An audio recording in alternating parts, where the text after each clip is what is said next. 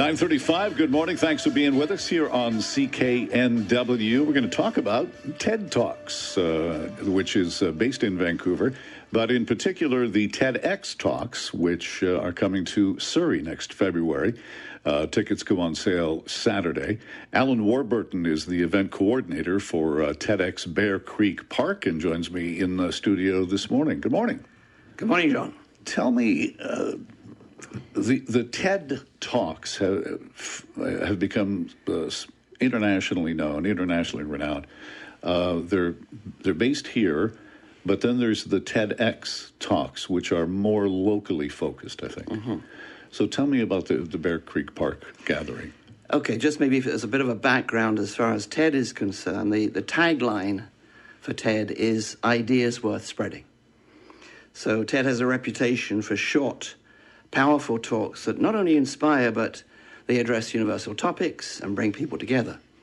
Of course, TED is also well known for the fact that these inspirational talks are videotaped and they're made available online at no cost to the viewer. TEDx is different because the X stands, as you were saying, for a locally organized event. Mm-hmm. And that's basically TEDx Bear Creek Park. I am the licensee for that. I needed to apply to TED for that license. It's a fairly rigorous process. They give you a license for a year, and then you're able to go and organize a local event. Tell me about who is what kind of speakers people will hear when the event takes place in February 29th, I think.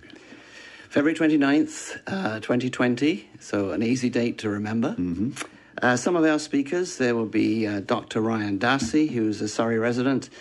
Ryan is an internationally renowned neuroscientist and has led the development of numerous innovations to improve brain health, including the Health and Technology District in Surrey. Mm-hmm. Guy Falacella is also a Surrey resident, spent years in the grip of addiction, living on the downtown east side.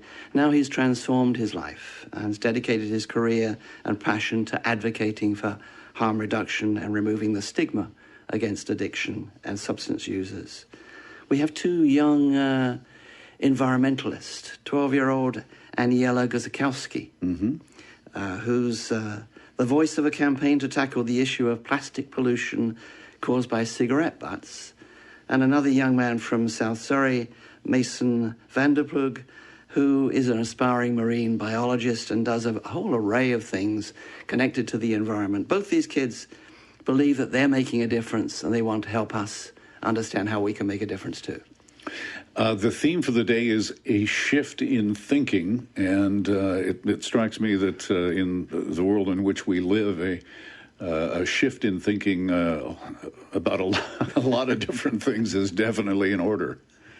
No question, and we have a whole array of different topics that will be addressed, but we feel the whole idea of a shift in thinking, which is the overarching theme, is if there is a shift in thinking for audience members, there can be a shift in action. Mm-hmm. And if there's a shift in action, obviously, in people's lives, there may be a shift in the direction that they take. So we feel it's incredibly important. This is, to me, is the essence of TED, is to help people look at things with an open mind and be prepared to shift their thinking to something different, something that may benefit them. And the talks are 18 minutes long.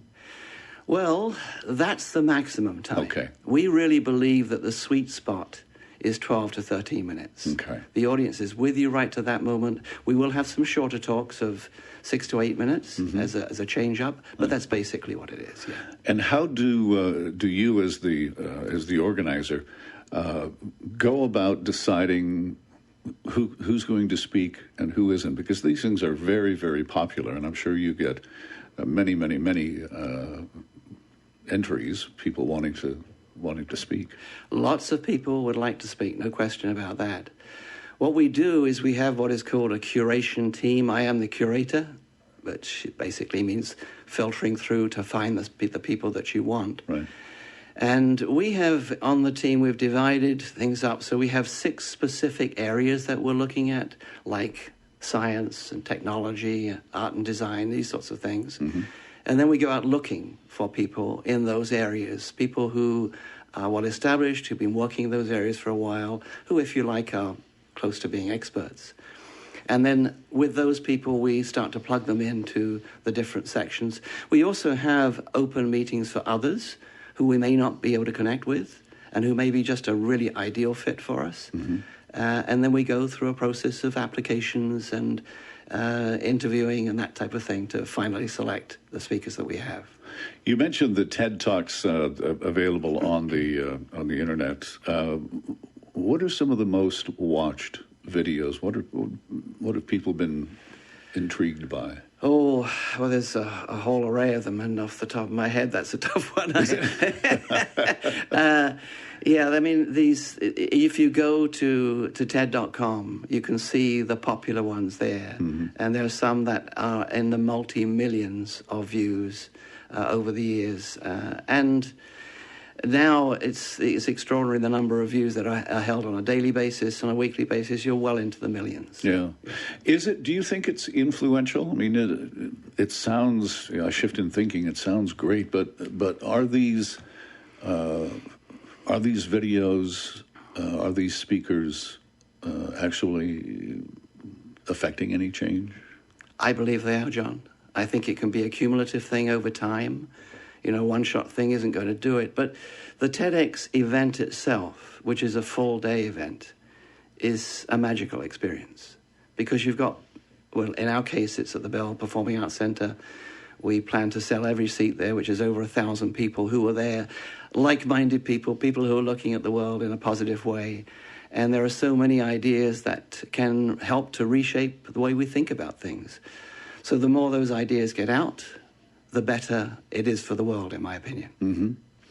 1,000 people, and at the Bell Center for the Performing Arts, tickets are going on sale December 1st, and you sell out every year, I think. Well, our first event was last year, and when you have your first event, TED limits you to 100 attendees. Really? Yeah. They make sure that you know what you're doing. Right. So there are qualifications to go to a larger size event. The most important qualification is for the lead organizer, who in this case happens to be me, will attend a major TED international conference, which is pretty easy because the main one is here right in Vancouver, which I attended this year and was absolutely outstanding. So yeah, I mean, this is the thing with TEDx. We will have a full-day event there. We have 15 different speaking spots that are there. We'll have 4 entertainers. We'll have live music. We provide food for people throughout the day, including lunch. So it's a real day to immerse yourself in new ideas and just get renewed. And talk about the actual TED Talks, because it was a few years back that a big announcement was made that they were going to be kind of based in Vancouver, and this was going to be the center for that. How is it going? Has it been successful? I think it's been very successful. Vancouver's been chosen, I think, because it's an ideal place. It's a beautiful place. The Trade and Convention Centre is an ideal spot for it. They create their own stage there. And the 5 days that I was there this year were just outstanding, with a whole array of different speakers. But it was the buzz around the place as well. That's pretty impressive. I think the change with TED has come in the last 10 years, and there's 2 things that have happened. Number one is that the videos became available online for free. Before that, they were not as accessible. Right. And the second part is TEDx. And we know that even today there are 15 or so TEDx events going on around the world. On February 29th, there'll be something like 40 going on, into the thousands each year. So it's really building in that way and touching more and more people.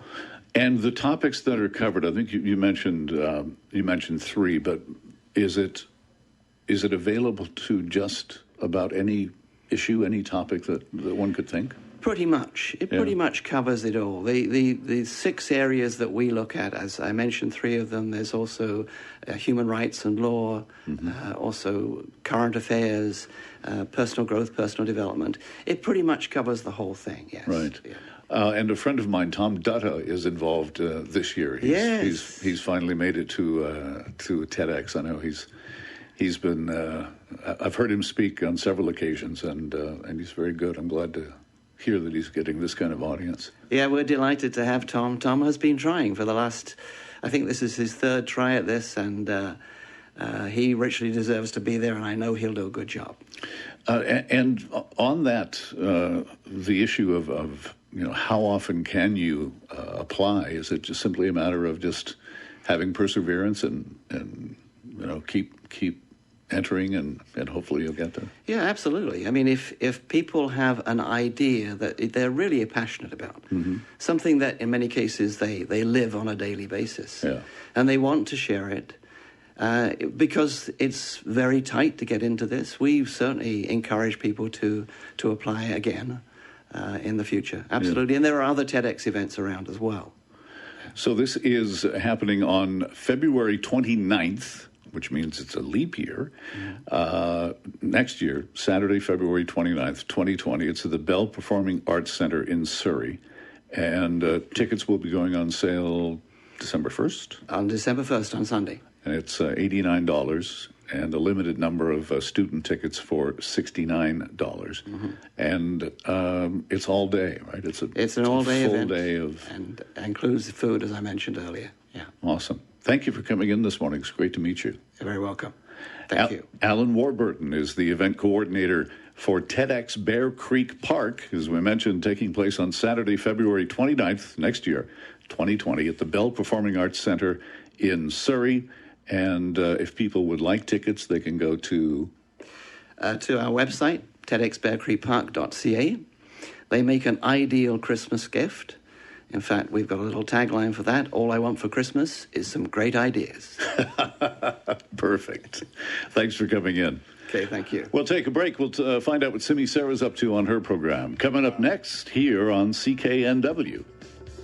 This is the John McComb Show on 980 CKNW. Now in HD. Details at cknw.com.